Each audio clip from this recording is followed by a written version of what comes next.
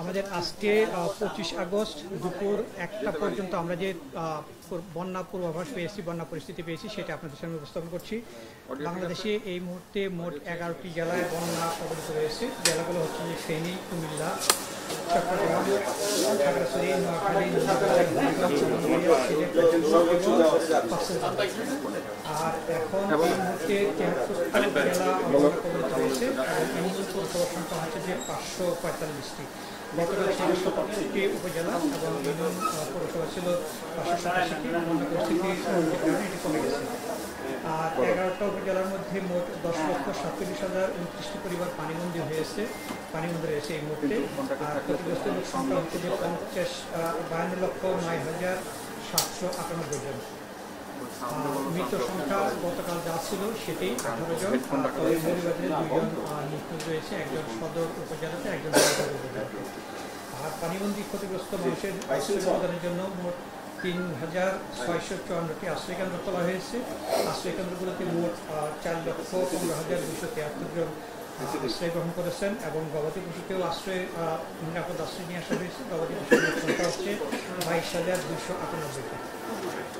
আর এই মুহূর্তে medical team কার্যরত রয়েছে ওখানে, 748টি মেডিকেল টিম ওখানে কার্যরত রয়েছে বন্যা কবলিত জেলাগুলো। আর বরাদ্দ ত্রাণ সংগ্রহে গতকাল যা ছিল সেটি রয়েছে। আমরা আর নতুন করে বরাদ্দ দেওয়া হয়নি। এর কারণ হচ্ছে যে বর্তমান সময়ে আপনারা দেখতে পাচ্ছেন যে বিভিন্ন স্বেচ্ছাসেবী প্রতিষ্ঠান, স্বেচ্ছাসেবী বৃন্দ, বৈষম্যবিরোধী ছাত্র আন্দোলন যারা রয়েছেন তারা সহ সবাই একসাথে এই ত্রাণ সহায়তা নিয়ে এগিয়ে এসেছেন, যে কারণে আমরা এখন আপাতত স্থগিত রেখেছি। আমরা যেটি বরাদ্দ দিয়েছি সেগুলো দিয়ে তারা কাজ করছেন। তারপর বিভিন্ন স্বেচ্ছাসেবী প্রতিষ্ঠান, বৈষম্যবিরোধী ছাত্র আন্দোলন, অন্যান্য যারা রয়েছেন, এমনকি ব্যক্তিগত পর্যায়ে থেকে যারা রয়েছেন, সেই ত্রাণগুলো এখন আমাদের জেলা প্রশাসন থেকে আপনার সেনাবাহিনী রয়েছে, তাদের মাধ্যমে এগুলো সমন্বয় করতেছে। যে কারণে আমরা ত্রাণ সামগ্রী আমরা যাতে করে প্রত্যন্ত এলাকা পর্যন্ত পৌঁছে যায় এবং যারা অনিরাপদ স্থান রয়েছে তাদেরকে যদি উদ্ধার করে দেয় সেদিকে আমাদের মনোযোগ বেশি রয়েছে। আমাদের জেলাগুলোতে সরকার থেকে এবং ব্যক্তিগত পর্যায় থেকে, স্বেচ্ছাসেবী সংগঠনগুলো থেকে পর্যাপ্ত পরিমাণে ত্রাণ রয়েছে। এক্ষেত্রে আমাদের কোনো সমস্যা নেই ইনশাআল্লাহ।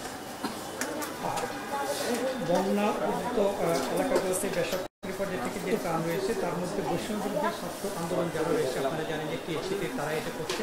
এ পর্যন্ত তাদের 7,200 ব্যাগ বস্তা ত্রাণ এটা তারা দিয়েছে এবং এটা আমাদেরও ওখানে লোকজন রয়েছে, তারা মিলিয়ে দিচ্ছে এবং এটি ক্রমাগত সংখ্যাটা বাড়ছে। কারণ আপনারা দেখতে পাচ্ছেন যে অনেকেই প্রচুর পরিমাণে ত্রাণ সহায়তা নিয়ে এগিয়ে আসছে ব্যক্তিগত এবং পর্যায়ে। এখানে যারা ত্রাণ সমন্বয় করছেন, কাজ করছেন, স্থানীয় জেলা প্রশাসনের সাথে সমন্বয় রেখে বৈষম্যবিরোধী ছাত্র আন্দোলন, সেনাবাহিনী, নৌবাহিনী, BGB, fire service, civil defence, medical team এবং অন্যান্য যারা রয়েছেন তারা একসাথে সমন্বিতভাবে ওই এলাকাগুলোতে ত্রাণ এবং পুনরুদ্ধার কাজ করে যাচ্ছেন। আর ফেনী জেলার আপনারা জানেন যে ছাগলনাই এবং দুটো উপজেলাতে খুবই দূরবর্তী ছিল এবং সেখানে সংস্থা খুব কঠিন ছিল, যে কারণে সেখানে সেনাবাহিনী ক্যাম্প স্থাপন করেছেন এবং সেনাবাহিনী এই মুহূর্তে আজকেও তারা তৈরি খাবার এবং অন্যান্য খাবার সহায়তা নিয়ে হেলিকপ্টার যোগে যেখানে দুর্গম এলাকা সেখানে পৌঁছে দিচ্ছেন। এক্ষেত্রে সেনাবাহিনী, বিমান বাহিনী, নৌবাহিনী, র্যাব, বিজিবি একসাথে কাজ করছে এবং তারা স্থলপথ, নৌপথ এবং হেলিকপ্টার যোগে খাদ্য সামগ্রী পৌঁছে দিচ্ছেন এবং এর পাশাপাশি যারা দুর্গত স্থানে রয়েছেন তাদেরকে উদ্ধার কার্যক্রম করছে। ফেনীতে একটা ফিল্ড হাসপাতাল তৈরি করা হয়েছে। এছাড়াও ওখানে যে বেসরকারি হাসপাতালগুলো রয়েছে, ক্লিনিকগুলো রয়েছে অথবা স্বাস্থ্য সেবা প্রদানকারী প্রতিষ্ঠানগুলো রয়েছে, তাদেরকে নির্দেশনা দেওয়া হয়েছে যে বন্যা আক্রান্ত এলাকা থেকে যারা স্বাস্থ্য সেবা নিতে আসবে তাদের প্রত্যেককে যেন স্বাস্থ্যসেবা নিশ্চিত করে, এটা স্থানীয়ভাবে বলে দেওয়া হয়েছে। আর আমাদের মাননীয় উপদেষ্টা তিনি ফেনীতে অবস্থান করেছিলেন, কুমিল্লায় অবস্থান করেছিলেন, গতকাল রাতে ফিরে এসেছেন এবং জায়গাগুলো তিনি সরকারকে পরিদর্শন করে এসেছেন। আর যোগাযোগের জন্য জেলা প্রশাসকের কার্যালয়ে একটা ভিসেট স্থাপন করা আছে, যে কারণে আমরা যোগাযোগটা রাখতে পারছি এখন। আর পানি নেমে যাওয়ার পরেই অনেক সময় পানিবাহিত রোগের প্রাদুর্ভাব ঘটে থাকে। এই ব্যাপারে আমরা সতর্ক করেছি এবং প্রত্যেককে নিরাপদ পানি ব্যবহার করার জন্য অনুরোধ করেছি এবং এই ক্ষেত্রে গবাদি পশু থেকে শুরু করে সবাই যাতে নিরাপদে থাকে সে ব্যাপারে আমরা প্রয়োজনীয় নির্দেশনা দিয়েছি। আর আমাদের কন্ট্রোল রুম খোলা রয়েছে। এছাড়াও প্রতিগ্রহীদের যারা আছেন তাদের সহায়তা করার জন্য মাননীয় প্রধান উপদেষ্টার যে একটা হিসাব নম্বর খোলা আছে, যেটা আমি প্রথম দিনে দিয়েছিলাম, সেটা অব্যাহত আছে। যারা দিতে চান ত্রাণ সহায়তা, সেই হিসাবে তারা সরাসরি দিতে পারবেন।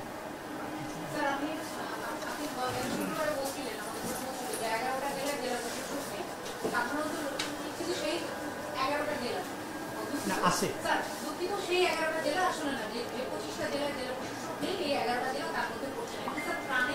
না না, জেলা প্রশাসক আছেন সবাই।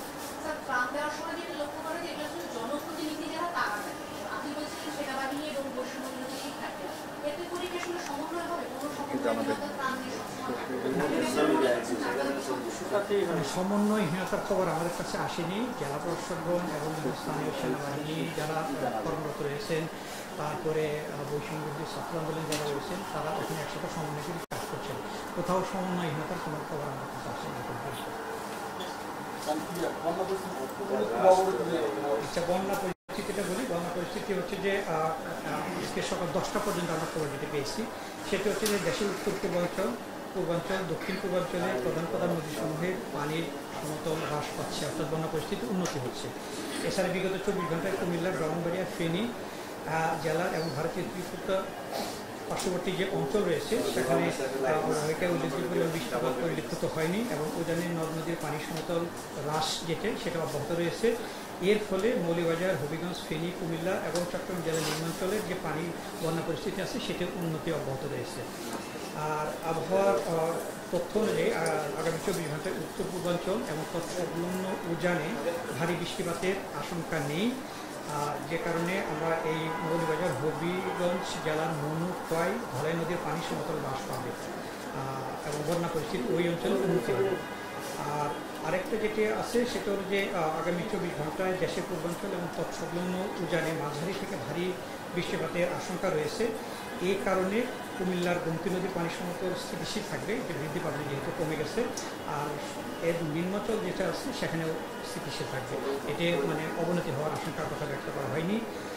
আর আবহাওয়ার তথ্য অনুযায়ী যেটা দেখা যাচ্ছে, আগামী 24 ঘন্টায় দক্ষিণ পূর্বাঞ্চল এবং এর সংলগ্ন যে উজান আছে, সেখানে ভারী বৃষ্টিপাতের এখানে একটু আশঙ্কা রয়েছে। এর ফলে আপনার বান্দরবান, খাগড়াছড়ি, কক্সবাজার এবং চট্টগ্রাম জেলার সাঙ্গু, মাতামুহুরী, কর্ণফুলী, হালদা এবং এর আশেপাশে যে নদীগুলো আছে, সেখানে পানি সমতল সমাবেশে বৃদ্ধি পেতে পারে। যেহেতু পানি নেমে যাচ্ছে, যখন বৃষ্টিপাত হবে তখন একটু বেড়ে যেতে পারে। আর আগামী 24 ঘন্টায় ফেনী জেলার নিম্নাঞ্চল যেটা আছে, সেখানে বন্যা পরিস্থিতির উন্নতি হবে, তবে কোনো কোনো জায়গাতে স্থিতিশীল থাকবে, যে পরিস্থিতি এখন আছে সেটা থাকতে পারে। আর ব্রহ্মপুত্র যমুনা নদীর পানির এটা সমতল হ্রাস পাচ্ছে এবং এটা 48 ঘন্টা পর্যন্ত এটা অব্যাহত থাকবে। উত্তর পূর্বাঞ্চলে যেটা সুবর্ণকুশিয়ারা পানি যেটা আছে, এটা সমতল যেটা আছে, এটা স্থিতিশীল আছে, আগামী 24 ঘন্টায় স্থিতিশীল থাকবে। আর দেশের উত্তর যেটা আছে, সেখানে তিস্তা, ধরলা এবং দুধকুমার নদী, এইগুলো সামগ্রিকভাবে স্থিতিশীল আছে এবং আগামী 48 ঘন্টায় এটা স্বাভাবিক প্রবাহ যেটা আছে, এটা বিরাজমান থাকবে। এটা উন্নতির দিক।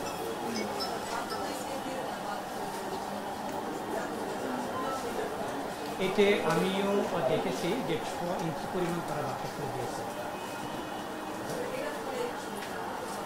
একে তারা সিদ্ধান্ত করেছে যে আমাদের ইয়েটা না, নিয়ন্ত্রণের ধরুন তাদের মেজারমেন্ট নিয়ে তারা এটা করে দেয়, যে কারণে এখন আপাতত 6 ইঞ্চি পরিমাণ তুলে দিয়েছে। এটা আমার কাছে তথ্য নেই, তবে তারা হিসাব করে এটা দিয়েছে। উন্নতি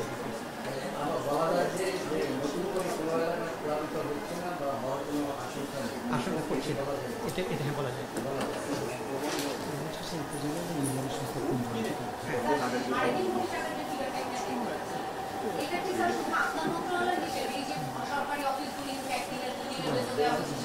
এটা হলো যে আমাদের আমরা যেটা রাজস্ব খাত থেকে বরাদ্দ দিয়ে থাকি, সেটা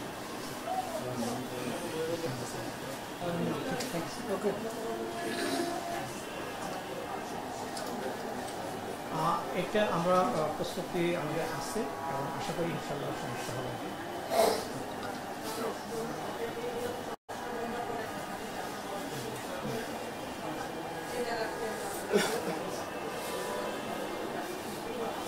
আমাদের এটা রয়েছে, কারণ আমরা এই ক্ষেত্রে একেবারে পুরোপুরি মনিটরিং করছি এবং এটা যাতে করে সঠিক সময়ে সঠিক জায়গাতে পৌঁছে সেই ব্যাপারটা আমরা নিশ্চিত করবো ইনশাআল্লাহ।